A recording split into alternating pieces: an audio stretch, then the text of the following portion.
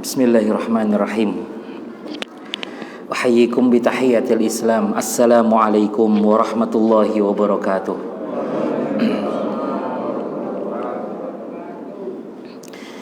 Innal hamdalillah nahmaduhu wa nasta'inuhu wa nastaghfiruhu wa natubu ilaihi wa na'udzu billahi min syururi anfusina wa min sayyiati a'malina. May yahdihillahu fala mudilla lahu wa may yudlil fala hadiyalah. Asyhadu an la ilaha illallah wahdahu la syarika lah dzalika rabbul alamin wa asyhadu anna Muhammadan abdullahi wa rasuluhu arsalahullahu rahmatan lil alamin.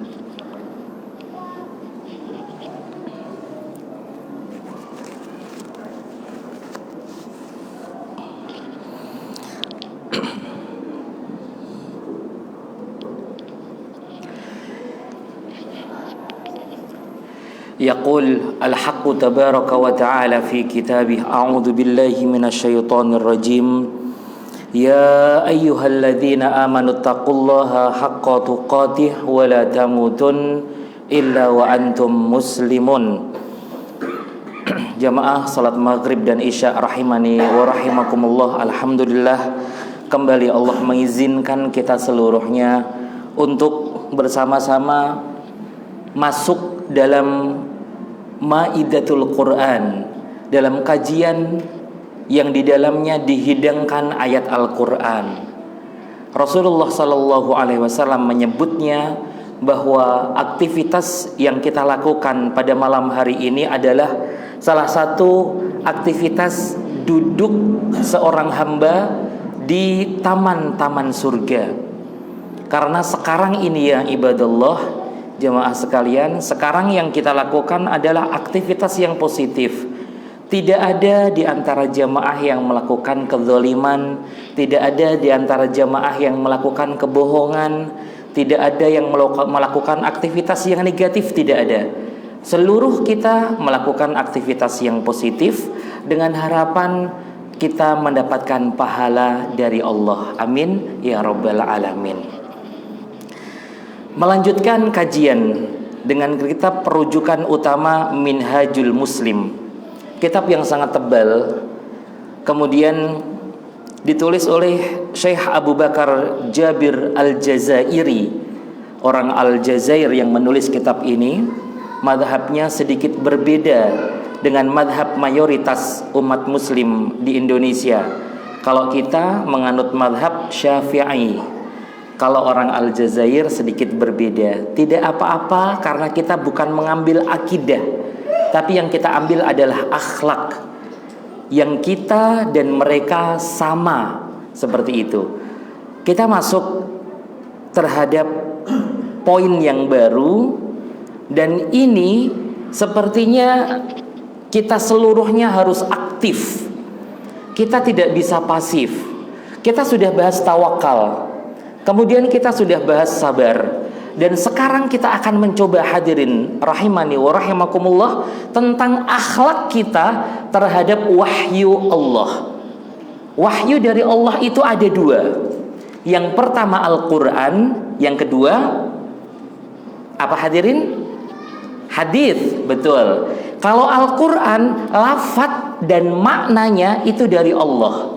Lafaz, kata-katanya, juga maksudnya itu dari Allah seluruhnya. Maka dibutuhkan tafsir-tafsir atau ahli tafsir yang memang kompeten dan kredibel untuk menafsirkan ayat demi ayat. Tidak bisa sembarangan.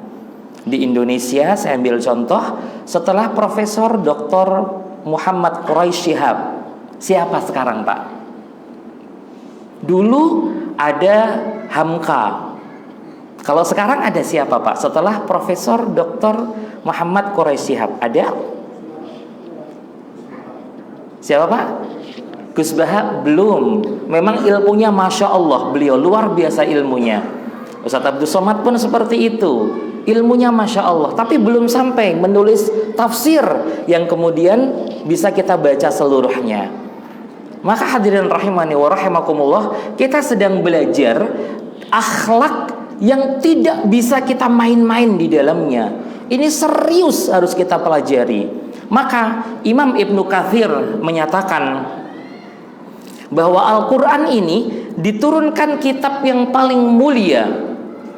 Kita ini, Bapak dan Ibu, diturunkan oleh Allah kitab yang paling mulia. Perbandingannya dengan kitab-kitab sebelum kita.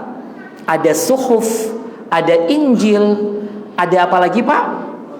Betul, Zabur. Al-Quran ini kitab yang paling mulia, dengan bahasa yang paling mulia. Bahasanya itu bahasa Arab.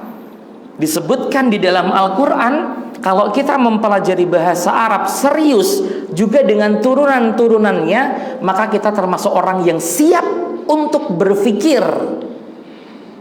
Karena mikir, mohon izin Pak, ini kalau berbeda nggak apa-apa. Mikir, kenapa kok disebut mikir? Mikir adalah otak-atik data di dalam otak. Mikir itu ngotak-ngatik data di dalam otak. Masalahnya kalau ada orang ngaku-ngaku mikir tapi nggak punya wawasan di dalam otaknya, ini yang repot. Maka hadirin rahimani wa rahimakumullah, dengan Al-Quran nanti insya Allah kita akan sampai, kita nggak perlu mikir panjang. Orang-orang yang menghafal Quran itu, ada jutaan orang itu, hebat mereka, bisa merekam dengan baik kitab Al-Quran kurang lebih 6.000-an ayat.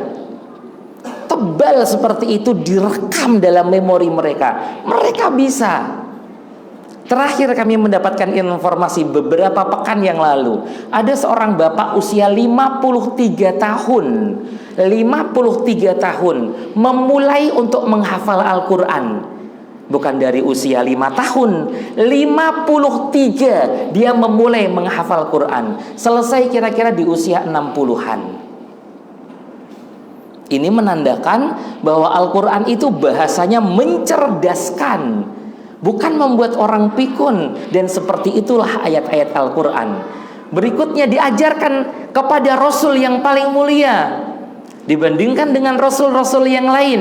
Maka disebutkan kalau jumlah Nabi dan Rasul yang ada di dalam Al-Quran itu 25, kemudian mengerucut kembali menjadi 5, namanya ulul azmi. Yang 5 ini mengerucut menjadi 2, yang sering kita kirimi solawat, yaitu Nabi Ibrahim juga Nabi Muhammad.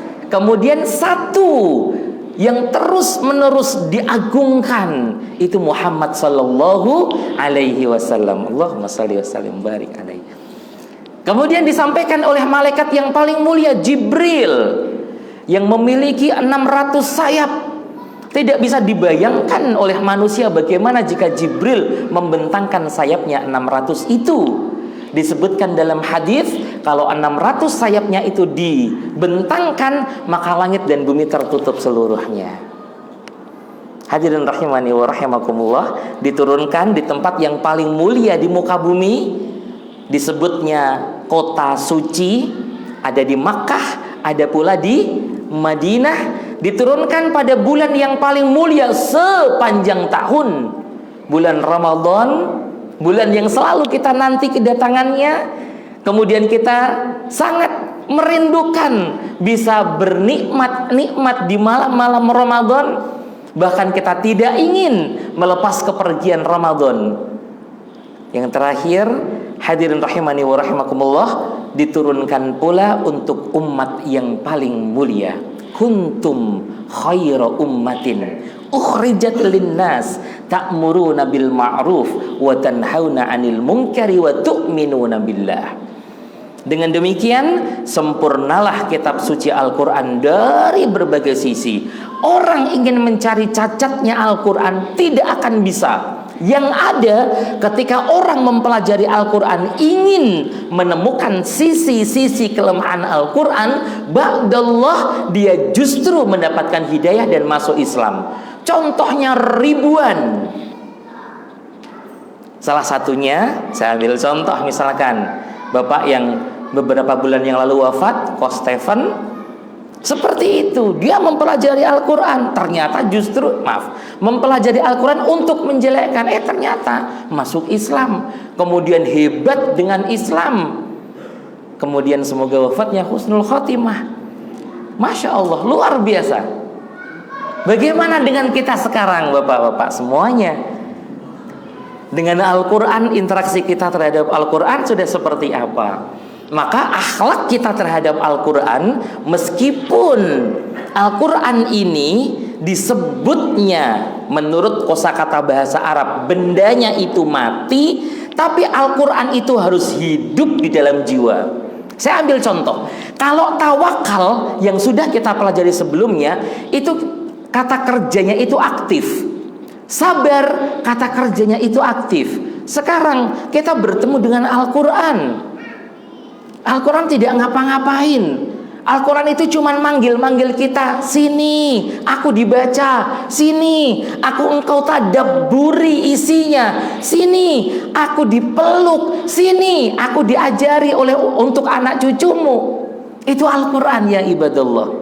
Maka Al-Quran dengan beberapa keunikan yang tidak ada dalam kitab suci lainnya, bisa disebut diantaranya adalah nomor 1, kitab suci yang selalu terjaga keasliannya hingga hari kiamat nanti.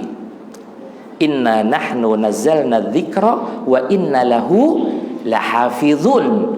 Allah yang menurunkan Al-Quran, Allah juga yang akan menjaga keotentikan Al-Quran. Yang kedua, tidak pernah ada orang atau makhluk yang bisa merubah isi Al-Quran. Meskipun manusia bekerja sama dengan makhluk ghaib, jin misalkan, tidak bisa. Dulu ada tokoh namanya Musailamah, hanya membuat kurang dari 10 surat. Sedangkan Al-Quran itu ada 114 surat. Kalau kita baca enak, nyaman. Tapi Al-Quran yang dibuat oleh Musailamah enggak enak. Saya pernah menyampaikan beberapa pekan yang lalu di masjid ini, kalau Al-Quran itu nama suratnya Al-Fil, artinya gajah, itu nggak bercerita tentang bentuk gajah, tapi bercerita tentang adanya kisah yang agung, fenomenal, bahwa dulu ada raja yang akan menghancurkan Ka'bah. Kendaraannya menggunakan gajah, salah satunya gajah, yang lain itu ada kuda dan lain sebagainya.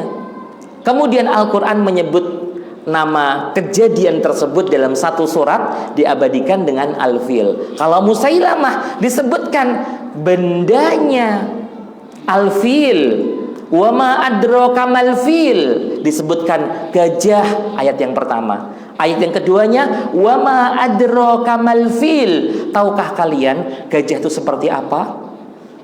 Gak enak didengar oleh telinga pun gak nyaman. Hadirin rahimani wa rahimakumullah. Yang ketiga, mampu dihafal oleh semua orang, baik usia tua atau usia muda. Hari ini di Istiqlal ada wisuda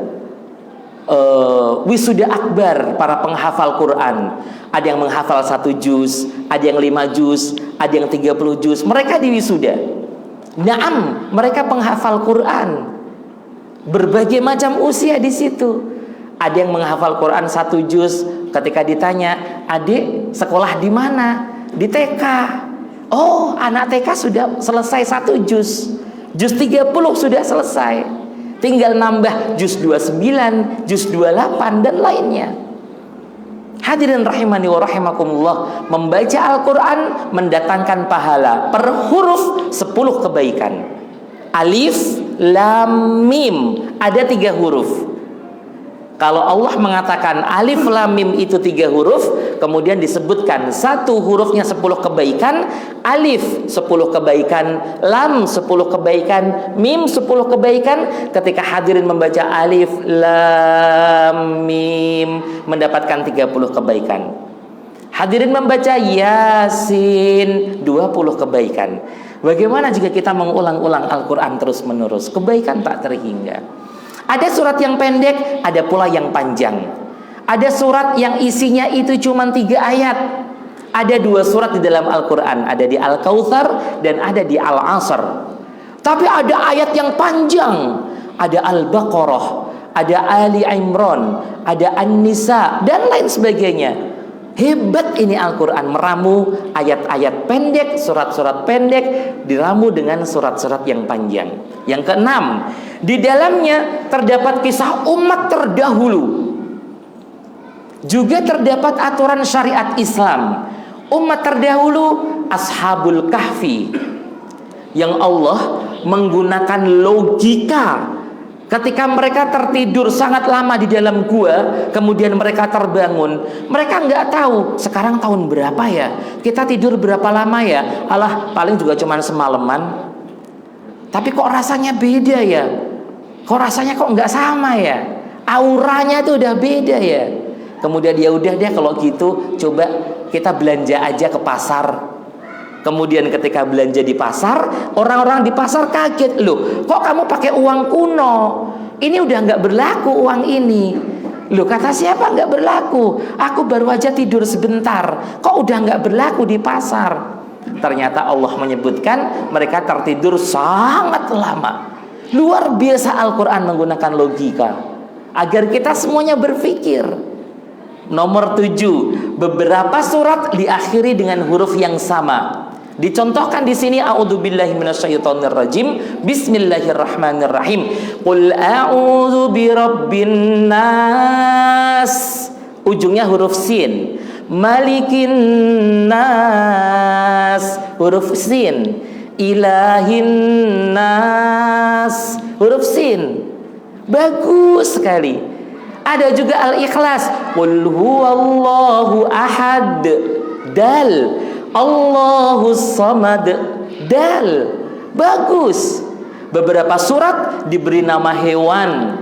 Ada Al-Fil, gajah, Al-Baqarah, sapi betina, An-Naml, semut, An-Nahl, lebah. Masya Allah. 9. Beberapa surat di dalam Al-Quran dimulai dengan huruf tertentu. Alif, lam, mim, ya, sin, qaf. Surat Maryam, kaf, ha, ya, ain, dan sad. Masya Allah. Ada pula ayat yang diulang-ulang dalam satu surat. Dalam surat Ar-Rahman, dalam Al-Mursalat, diulang-ulang terus. Al-Qalam, diulang-ulang terus. Dalam Ar-Rahman, fabi ayyi ala'i rabbikuma tukadziban. Diulang-ulang terus untuk menegaskan nikmat mana yang bisa kita dustakan. Nggak ada. Semua harus disyukuri. Hadirin rahimani wa rahimakumullah. Akhlak kita terhadap Al-Quran ini harus memiliki kekuatan. Tidak bisa tidak. Kenapa seperti itu? Hadirin rahimani wa rahimakumullah. Ini merupakan sebuah perjuangan dan jihad kita sekarang. Karena sangat banyak orang, dalam tanda kutip nih, orang muslim yang pengen betul dia itu merusak-rusak Al-Quran. Baik dari maksud ayat, definisi Al-Quran mulai dirubah, orisinalitas, keaslian Al-Quran mulai dirubah, mempertanyakan validitas Al-Quran, dan lain sebagainya. Nah, akhlak Quran ini semoga bisa melahirkan pandangan yang jelas terhadap salah satu rukun yang kita imani. Rasulullah Sallallahu Alaihi Wasallam bersabda, demi zat yang jiwa Muhammad berada di tangannya, tidaklah seorang pun dari Yahudi dan Nasrani yang mendengar akan diutusnya aku, kemudian mati dalam keadaan tidak beriman dengan apa yang aku diutus dengannya, kecuali dia termasuk penghuni neraka. Hadis ini ya ibadallah, ketika saat itu Umar ibnul Khattab kedapatan oleh Rasulullah Sallallahu Alaihi Wasallam membaca. Umar itu iseng membaca Taurat, kemudian ditegur dengan keras oleh Rasulullah. Ini hadisnya. Umar kemudian istighfar, dan setelah itu Umar tidak lagi membuka Taurat. Padahal di dalam Taurat itu juga ada ayat-ayat yang benar, yang kemudian dilanjutkan oleh Al-Quran, diperkuat oleh Al-Quran. Tapi Rasulullah tidak mengizinkan. Maka hadirin rahimani wa rahimakumullah, untuk kita sekarang, kalau memang kita itu umat Muhammad, tolong hadirin rahimani wa rahimakumullah, miliki waktu khusus untuk membaca Al-Quran. Silahkan. Mau habis maghrib boleh, setelah subuh boleh. Sebagai bukti kalau kita itu cinta dengan Al-Quran, kita itu senang dengan Al-Quran, kita itu rindu mendapatkan syafaat nanti dari Al-Quran. Hadirin rahimani wa rahimakumullah. Ini akhlak yang pertama, akhlak yang harus kita miliki ketika kita berinteraksi dengan Al-Quran. Yang pertama, kita harus bersyukur bahwa kita, hadirin, diberi petunjuk hidup. Allah sangat sayang kepada kita. Allah tidak akan membiarkan kita hidup di dunia tanpa petunjuk dan arahan. Di antara bentuk kasih sayangnya, Allah turunkan kepada manusia panduan hidup. Gak cuman panduan hidup, tapi ada Rasul yang siap untuk menjelaskan panduan itu. Masya Allah, kita diberi SOP. Ini loh SOP-nya, dan ini loh sosok yang sesuai dengan SOP itu. Prosedurnya itu begini loh. Jangan kamu melawan, jangan kamu hindari, tapi patuhi, laksanakan prosedur itu. Itu perintah dari Al-Quran. Allah menyampaikan bahwa semua Rasul memiliki kitab. Naam. Hadirin, ini menjadi perdebatan. Saya sampaikan di majelis ilmu ini. Tidak apa-apa untuk wawasan kita seluruhnya. Ini menjadi perdebatan. Ada yang mengatakan, ada ulama pertama mengatakan bahwa tidak semua nabi dan rasul itu mendapat kitab suci. Ulama yang kedua, dengan ayat Al-Hadid, dengan surat Al-Hadid ayat 25 mengatakan semua. Kalau semua itu berarti dimulai dari Nabi Adam. Adam punya kitab, Idris punya kitab, Nuh punya kitab, Saleh punya kitab, sampai Rasulullah sallallahu alaihi wasallam. Mana ayatnya? Laqad arsalna rusulana bil bayyinat wa anzalna ma'ahumul kitaba wal mizan. Allah telah mengutus rasul-rasul dengan membawa bukti yang nyata, dan telah kami turunkan bersama mereka kitab dan neraca keadilan. Ada dua pandangan. Untuk hadirin seluruhnya, jangan pusing. Nggak usah pusing, nggak usah ngotot. Wah, yang benar ulama yang satu, yang benar ulama yang satu. Enggak, kita nggak perlu seperti itu. Nah, kita juga penting, hadirin rahimani wa rahimakumullah.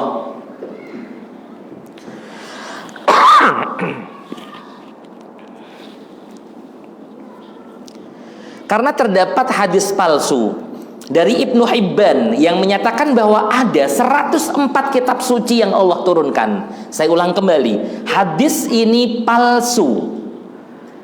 50 kepada Nabi Syed, Nabi Idris 30 suhuf, Nabi Ibrahim 10 suhuf, Nabi Musa sebelum Taurat 10 suhuf. Tapi karena statusnya hadis ini adalah palsu, maka tidak bisa dijadikan sebagai data yang valid. Maka hadirin tetap tenang, jangan kemudian kita membuat kubu-kubuan. Aku kubu yang mengatakan bahwa Nabi dan Rasul semuanya mendapat kitab suci. Aku kubu yang mengatakan tidak semuanya. Kita tidak perlu seperti itu. Kita yakin informasi dari Al-Quran bahwa ada 4 kitab suci yang Allah turunkan kepada Rasul. Taurat, Zabur, Injil, Al-Quran. Selain 4 kitab tadi, Allah menurunkan suhuf. Kita semua sepakat di poin ini. Ada Taurat, ada Zabur, ada Injil, ada Al-Quran, ada suhuf. Kemudian kalau beberapa jamaah bertanya, suhuf itu apa? Suhuf itu seperti brosur. Kalau sekarang brosur, hadirin faham insyaallah, seperti lembaran-lembaran yang dilipat-lipat seperti itu. Tapi kalau dulu kira-kira ada 10 lembar suhuf, itu ditulis di atas daun atau di atas kulit-kulit binatang. Ini berbeda dengan yang namanya kitab. Kalau kitab itu lebih tebal. Taurat banyak isinya, ayat-ayatnya banyak. Injil pun banyak ayatnya. Apalagi Al-Quran ada 6 ribuan. Tapi kalau suhuf itu hanya pointer-pointer kecil saja. Berikutnya hadirin rahimani wa rahimakumullah, semua kitab suci memiliki informasi dan perintah yang sama, agar manusia hanya beribadah kepada Allah saja. Namun keberadaan dan kebenaran kitab-kitab terdahulu telah dihapus dengan turunnya Al-Quran. Kita nggak boleh lagi, misalkan ditanya, Bapak percaya dengan Al-Quran? Iya, aku percaya. Kemudian Bapak iman dengan adanya Taurat? Ya, iman.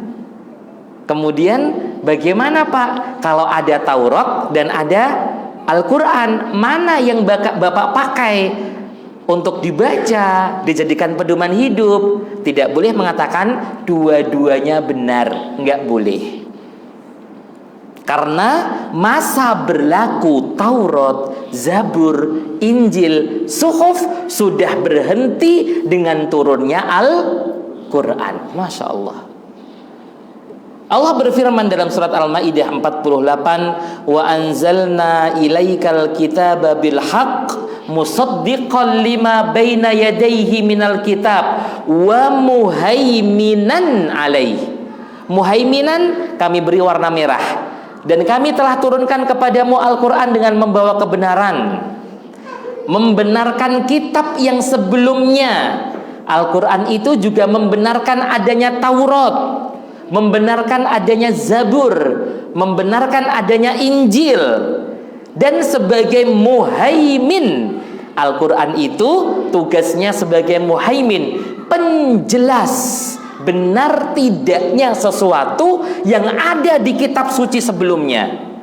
Jadi kalau ada kitab Taurat, ada kitab Injil, ada Zabur, ada Suhuf, kemudian ada Al-Quran, dalam kitab Taurat mengatakan A, dalam Al-Quran mengatakan B, maka yang benar adalah B yang disebutkan oleh Al-Quran. Hadirin rahimani wa rahimakumullah, konsekuensi dari diturunkannya Al-Quran adalah bahwa Al-Quran akan menjadi patokan dan petunjuk hidup manusia. Ini akhlak kita hadirin. Ini yang berat. Dan ini yang menjadikan orang kita itu terbagi menjadi 2 golongan besar. Ada golongan pertama, orang yang iman dengan Quran, praktek hidupnya sesuai dengan Quran. Orang yang satu lagi berpura-pura iman. Dia pura-pura iman, padahal di dalam hatinya itu bencinya luar biasa. Kalau Al-Quran menyebutkan, untuk memperjelas hadirin, ada orang mukmin, ada orang munafik. Ada orang yang bacaan Qur'annya itu hebatnya Masya Allah, kualitas bacaannya, makharijul hurufnya itu bagus sekali. Tapi ketika diminta untuk melaksanakan ibadah haji ke tanah suci, dia ngomong, Pak Ustadz, daripada ke tanah suci jauh, biaya mahal, kenapa kita nggak bikin Ka'bah sendiri? Ada yang mengatakan begitu, bukunya pun dijual bebas. Ada lagi yang mengatakan, udah deh, nggak usah jauh-jauh ke tanah suci, udah kita di sini aja, kita lakukan ritual seperti di tanah suci di sini. Kita bikin replika Arafah, kita bikin replika Sofa, bikin replika Marwah dengan alasan ngirit. Gimana kira-kira hadirin? Haji itu rukun yang kelima sudah mulai diotak-atik seperti itu. Daripada kita ngantrinya bertahun-tahun, daripada bapak nanti tidak bisa melaksanakan ibadah haji yang itu rukun kelima, udah deh, kita sepakat aja, kita bikin tempatnya di manalah. Isu dan ide itu sudah muncul, sudah disampaikan, sudah diseminarkan. Gimana hadirin? Padahal kita dulu, Masya Allah, mengumpulkan uang. Kemudian bapak-bapak, kakek nenek kita 6 bulan berangkat. Kemudian setelah haji selesai 6 bulan pulang. Sudah lupa. Mereka lupa lagi, oh kampungku udah berubah. Para istri pun lupa dengan suaminya. Ya Allah, papa, lupa. Itu dulu cerita kakek-kakek kami seperti itu. Berangkat 6 bulan karena menggunakan kapal laut. Kemudian ada yang wafat di kapal dengan Masya Allah ujian luar biasa. Kemudian pulang kembali ke tanah air 6 bulan. Maka Aceh disebutnya Serambi Mekah. Karena ujungnya Indonesia itu Aceh. Kalau orang sudah ngelewati Aceh, seakan-akan aroma Mekah itu udah nyampe. Dulu muncul istilah itu, Aceh, Serambi, Mekah. Hadirin rahimani wa rahimakumullah. Banyak orang yang ingin merusak Al-Quran ini. Ini serius. Insya Allah kami ada buku-bukunya. Mereka ingin mencoba merusak Al-Quran dari kesuciannya. Saya ambil contoh. Misalkan hadirin, saya punya kertas. Kalau kertas ini misalkan hadirin, saya tulis ayat-ayat Al-Quran. Alhamdulillahirabbil alamin, arrahmanirrahim, maliki yaumiddin. Kemudian kertas ini terjatuh. Hadirin kira-kira ngambil atau dicuekin? Ngambil. Dan ngambilnya kertas ke atas, kemudian dilipat, diletakkan di atas meja, meskipun 1 lembar, itu sudah tanda iman. Ini sudah tanda akhlak yang mulia, akhlak terhadap Quran.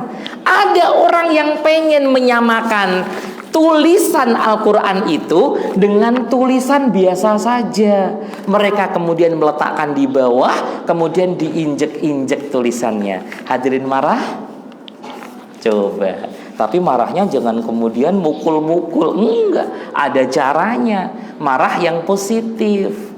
Caranya gimana kalau marah positif? Ya kita lakukan counter. Kita lakukan balas dendam tapi dengan tulisan. Bukan mukul.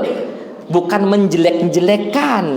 Bukan menjustifikasi, neraka dia. Udah berani seperti itu dengan Quran. Itu bukan akhlak. Tapi kita cari dalil, kita cari data, kita bikin tulisan bahwa yang seperti itu salah. Hadirin rahimani wa rahimakumullah. Dari pointer di atas, maka kita bersyukur kepada Allah. Ibarat kalau mau selamat, kalau mau cepat, ya harus punya petunjuk hidup. Saya ambil contoh. Hadirin sekarang dengan adanya aplikasi map, kalau hadirin akan misalkan hadirin diundang, sahabat hadirin kemudian diundang pernikahan, tapi tempatnya di Bogor, kampung banget, Kabupaten Bogor misalkan. Hadirin kira-kira butuh map tidak? Butuh map. Dari Halim kira-kira kemudian keluar tol, masuk Cawang atau masuk tol yang sebelah mana saya tidak terlalu paham. Kemudian Jagorawi, kemudian keluar tol Baranang Siang, mungkin seperti itu. Baru deh ikutin map itu. Di map pun ada yang ngomong ya hadirin ya, 400 meter lagi belok kanan. Begitu kan ya. Al-Quran juga ngomong. Al-Quran itu ada bicaranya. Hanya qadarullah, kita karena belum bisa bahasa Arab, akhirnya kita nggak tahu. Kalau kita berbahasa Arab, kita bisa bahasa Arab, oh kita tahu betul. Ihdinas siratal mustaqim. Ya Allah, tunjuki aku jalan yang lurus ya Allah. Nggak bisa main-main ketika baca ayat itu. Iyyaka na'budu wa iyyaka nasta'in. Lurus kita minta kepada Allah. Ibadah dan permohonan kita hanya kepada Allah. Ketika membaca Alhamdulillahi Rabbil Alamin, segala puji hanya untuk Allah. Ar-Rahmanir Rahim. Allah Maha Pengasih. Masya Allah. Allah Maha Penyayang. Masya Allah. Kalau kita tahu arti-artinya, bisa bercucuran kita air mata. Karena ujung dari surat Al-Fatihah itu Siratal ladzina an'amta alaihim ghairil maghdubi alaihim waladdallin. Masya Allah. Kita minta, ya Allah, aku itu tolong diberi petunjuk jalan orang-orang yang Engkau ridhoi, orang-orang yang Engkau beri nikmat. Ghairil maghdubi alaihim waladdallin, bukan jalan orang yang Engkau murkai. Kita nggak pengen berada di jalan yang Allah murka, itu nggak pengen.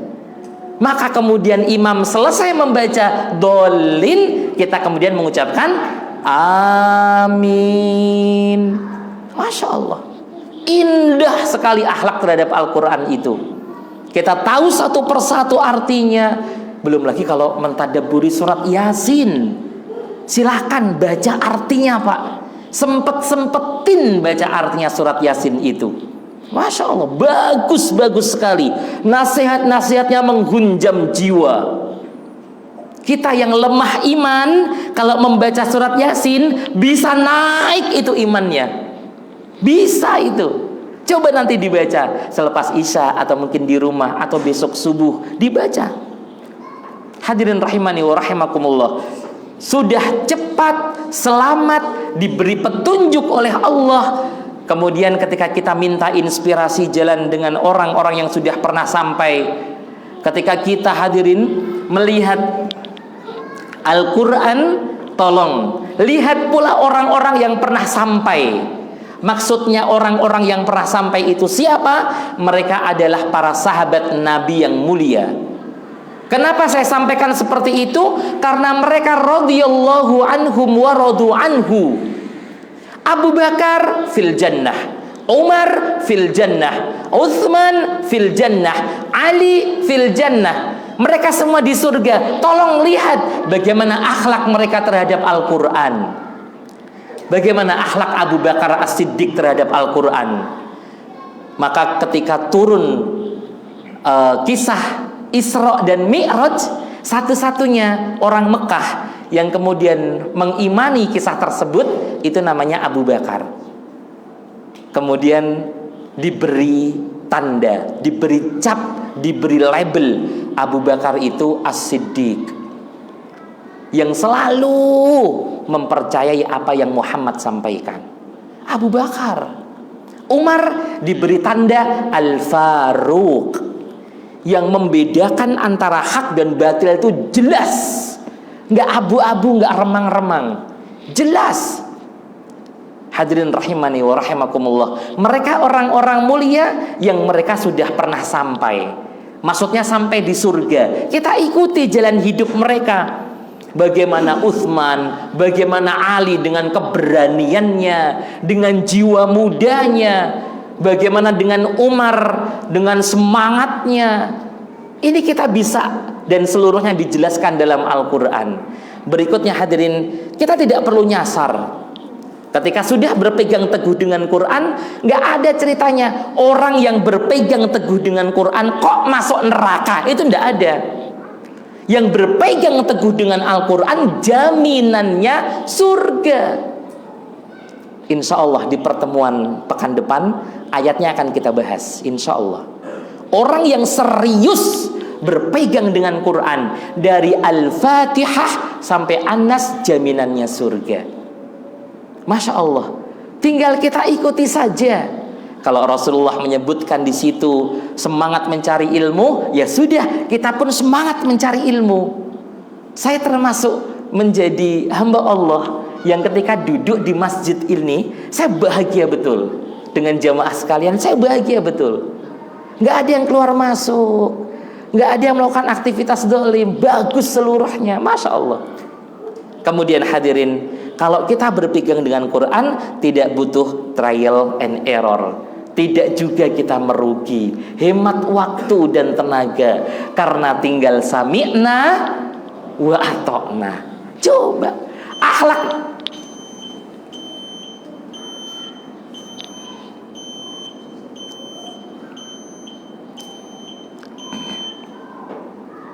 Baik, akhlak dengan Al-Quran yang sudah kita pelajari, baru poin 1 hadirin, baru poin 1. Kita bersyukur memiliki petunjuk hidup. Bentuk syukurnya adalah kita baca itu Al-Quran. Mohon maaf kalau hadirin qadarullah belum bisa bahasa Arab, nggak perlu ragu, karena Al-Quran sudah diterjemahkan. Setelah membaca Alhamdulillahirabbil alamin, dibaca artinya apa ya? Ar-Rahmanir-Rahim artinya apa ya? Dan sampai minal jinnati wan nas.